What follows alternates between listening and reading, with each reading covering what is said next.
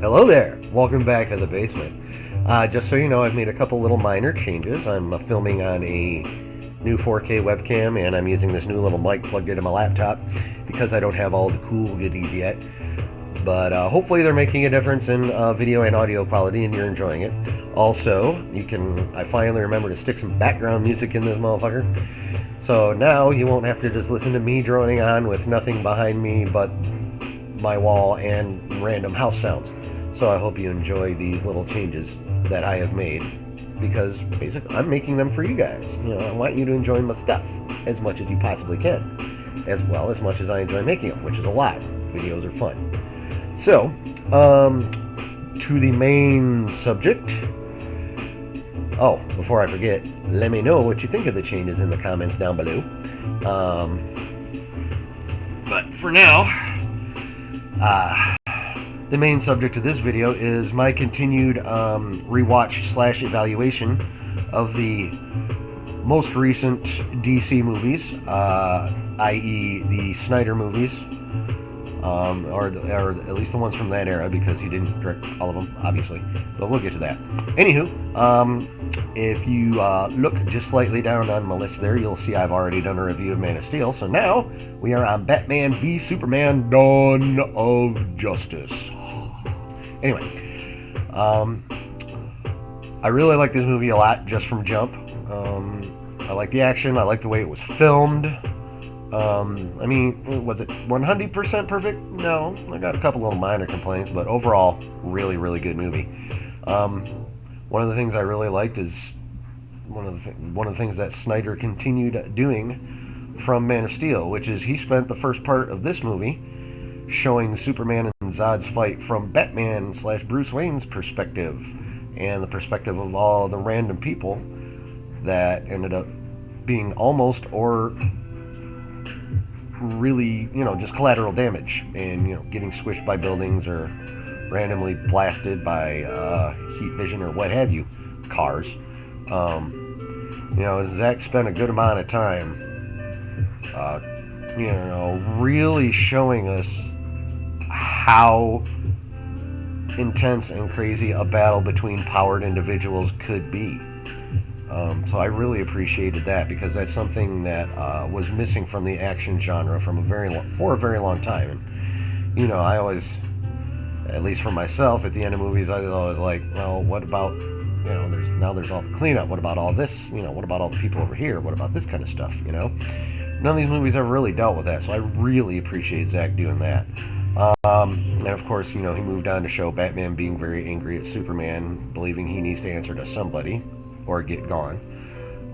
Him taking his anger out on the criminals in Gotham, branding them, which basically means that they're going to get killed as soon as they get in jail. And of course, we get Lex Luthor introduced. Now, I like Jesse Eisenberg as Lex Luthor. He's, we're used to seeing him playing genius level intellects and whatnot anyway, i.e. The Social Network, and Now You See Me. He's a genius level magician. So seeing him play genius level was awesome. This is my minor complaint. I didn't really like the direction of him being like a straight, loony, giggling psychopath. At least for me, Lex Luthor should be a high-functioning sociopath. Obviously evil, obviously willing to run over anyone or anything that gets in the way of his goals, but he wasn't like, padded room psycho. So I really didn't like that take on it. But other than that, Mr. Eisenberg kicked ass. Excuse me. So that was one thing. The introduction of Gal Gadot as Diana Prince / Wonder Woman, that was really cool. I always forget exactly how powered Wonder Woman actually is, and they do a really good job of showing the badassness that is her.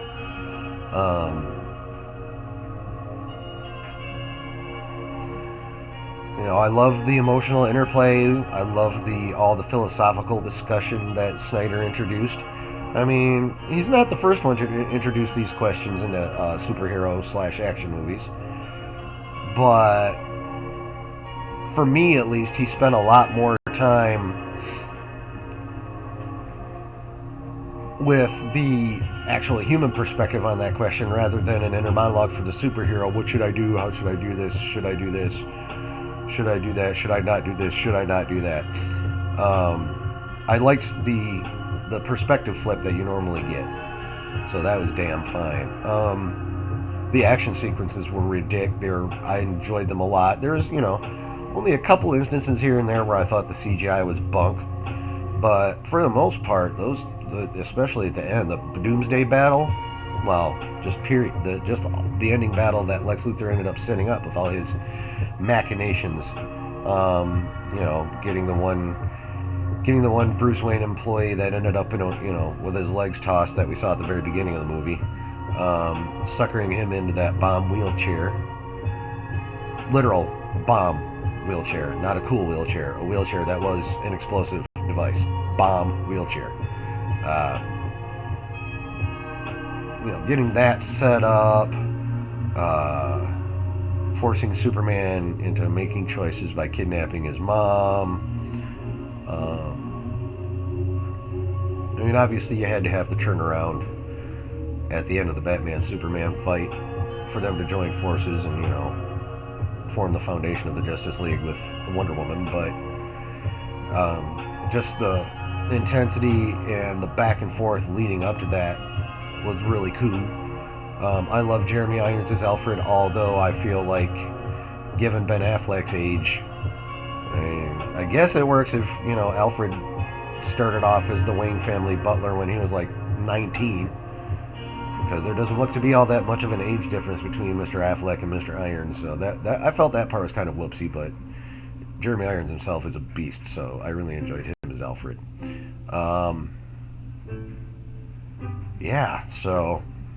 Like a lot of good points.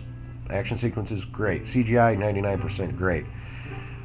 Casting and character development, 99% great. And let us not forget that it's not just Snyder. Chris Nolan had a hand in writing this and Man of Steel. And if I'm not mistaken, this be the same Chris Nolan that wrote the Christian Bale Batman trilogy, or directed it at least anyway. So I'm already a Nolan fan, and now Zack Snyder's making me a fan, and I'm really starting to understand why there is a very sweaty chunk of DC fans out there that love them some Snyderverse, because these two movies, Man of Steel and Batman v Superman, are friggin' sweet, and I really wish I knew what the hell DC did to screw this up. But my journey continues. That's it for this one. Obviously, I'm going to be watching Justice League next, the original release where Whedon took over, and then we'll see if, at least for me, if he can keep up with Mr. Snyder or not. So, but until then, again, Batman v Superman, good flick. So, again, I hope you enjoyed this video. I hope you enjoyed listening to me yap. And, if you did, go ahead and smash that like button, subscribe, comment, please. I'm dying for interaction. Go ahead, leave comments. Disagree with me. Let's have a discussion. But I want to interact with you. That's like half the reason why I do these. I do these because I like talking about stuff. But I also do these because I want to interact with people. I enjoy interacting with people. So, like, subscribe, comment. And until next time, remember, there's always good times to be had when you're chilling in the basement.